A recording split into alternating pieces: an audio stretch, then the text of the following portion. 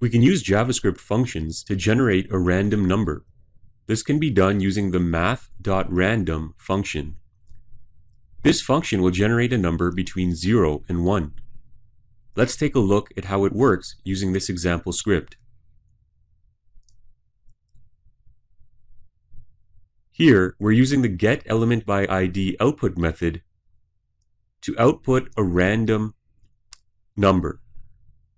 And there's the math.random function. Let's go ahead and save the file and preview it in our web browser. Here, we can see a random number is generated.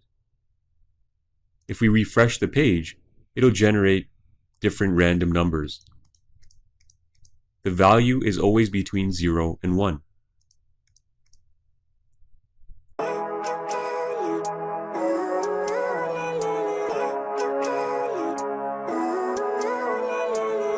Living life, every day, late at night, not okay.